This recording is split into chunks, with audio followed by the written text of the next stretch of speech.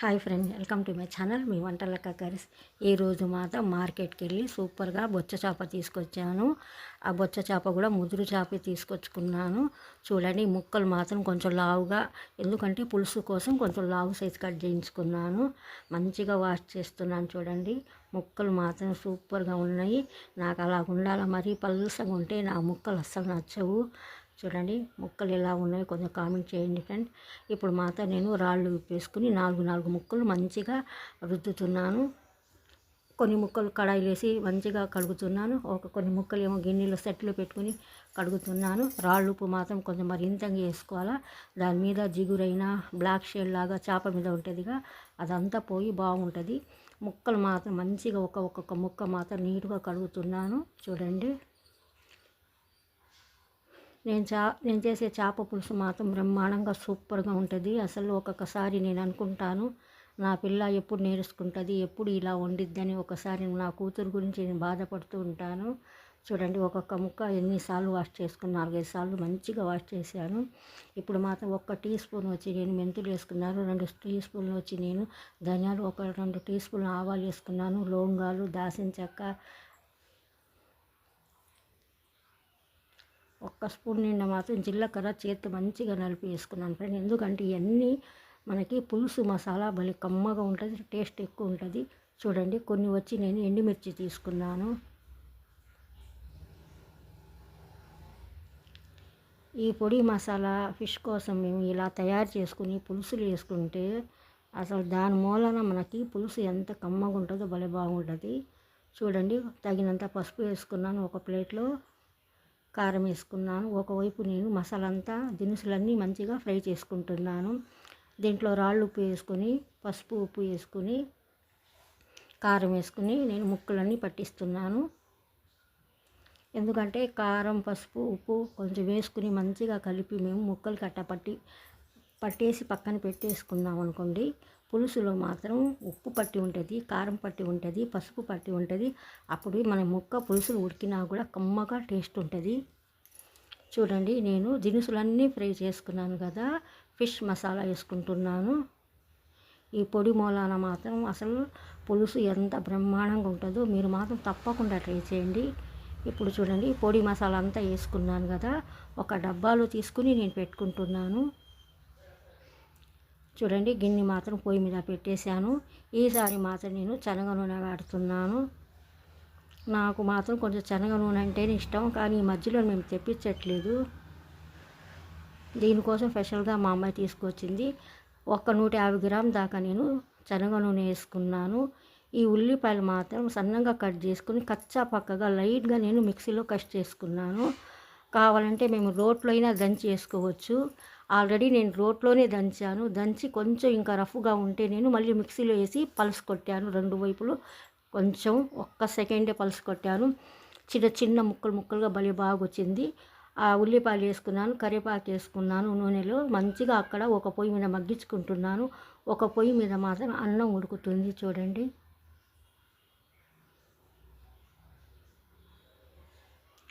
నేను మాత్రం 2 స్పూన్లు దాకా నేను అల్లం చిన్నులపాయల పేస్ట్ వేసుకున్నాను.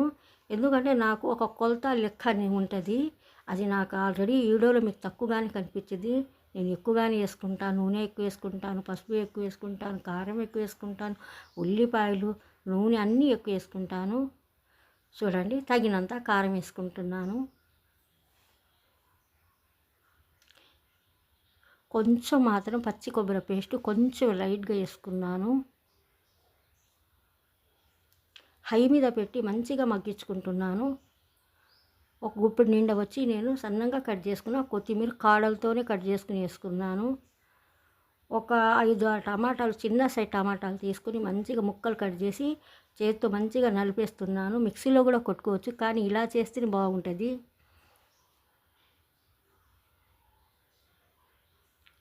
టమాటా గుజ్జు అంతా వేసేసాను. టమాటా గుజ్జు వేసినాక మంచిగా సూపర్గా హై మీద పెట్టి మగ్గించుకుంటున్నాను. చూడండి, ఒకవైపు వచ్చి మాత్రం అన్నం దమ్ అవుతుంది.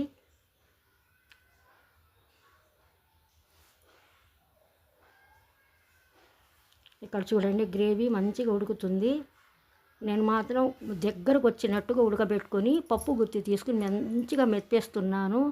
మన పప్పు మెత్తినట్టుగా మెత్తుతున్నాను. ఎందుకంటే ఆ గ్రేవీ అలా చేస్తే ముక్కకి చిక్కంగా భలే గ్రేవీగా బాగుంటుంది.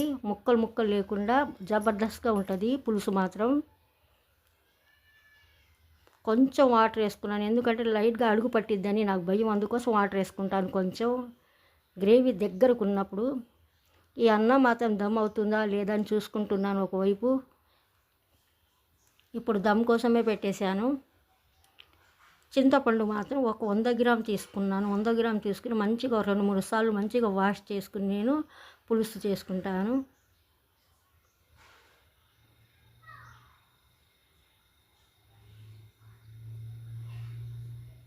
చూడండి, ఈ వాటర్ కూడా నేను చింతపండు పులుసు తీసి ఇలా జన్ని బుట్టలు వేసి నేను ఇలా జల్లి తీసుకుని ఆ తుక్కు అంతా కొంచెం కూడా పడకుండా నేను మంచిగా జల్లి చేసేస్తాను.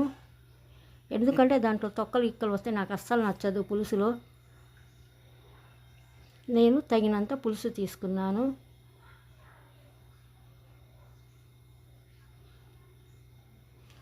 చూడండి, పులుసు వేసుకున్నాక పులుసు ఎలా ఉందో, చిక్కంగా ఎంత స్మూత్గా ఉందో తగినంత నేను రాళ్ళు వేసుకున్నాను. పచ్చిమిర్చి చూడండి, బజ్జీ పచ్చిమిర్చి తీసుకొచ్చుకుంటాను. పెద్ద పచ్చిమిర్చి అంటే బాగా ఇష్టం నాకు.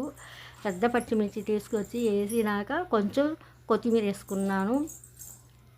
ఇప్పుడు నేను ఫిష్ పౌడర్ లాగా నేను దినుసులన్నీ వేసుకుని మసాలా మంచిగా గుమగుమలాడిపోయినట్టుగా పొడి మసాలా చేసుకున్నాను. ఈ పొడి మసాలా మాత్రం నాకు అసలు లేదనుకోండి, నేను పులుసే వండను. నాకు అంత కరెక్ట్గా ఉండాలి ఇంట్లో అది.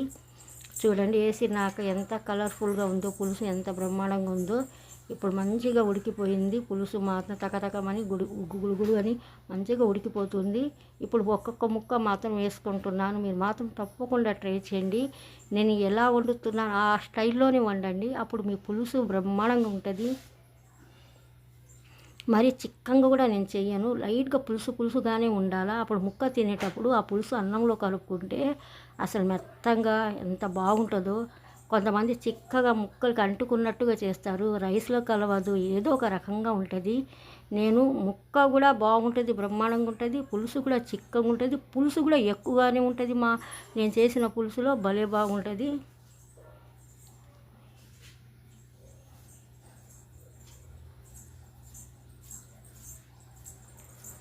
చిక్కంగా ముక్కకు అంటుకున్నట్టుగా ఉంది పులుసు, కానీ ఎక్కువగా ఉంది పులుసు. చూడండి,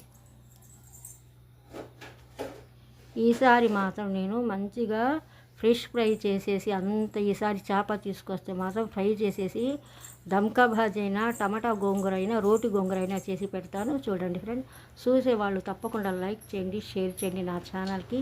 మీ వంటల కక్కరి ఛానల్లో సూపర్ వీడియోలు వస్తుంటాయి. చూసేవాళ్ళు కొంచెం షేర్ కూడా చేయండి, కొంచెం కామెంట్ చేయండి. నా వంటకాలు ఎలా ఉంటున్నాయి కొంచెం కామెంట్ చేస్తే నాకు కూడా హ్యాపీగా అనిపించింది. కొత్తగా చూసేవాళ్ళు కూడా సబ్స్క్రైబ్ చేయండి. మీ ఫ్యామిలీ వాళ్ళు ఉంటే షేర్ చేస్తుండండి. చూడండి, ఒకవైపు ప్లేట్లో రైస్ వేసుకున్నాను, పులుసు వేసుకున్నాను.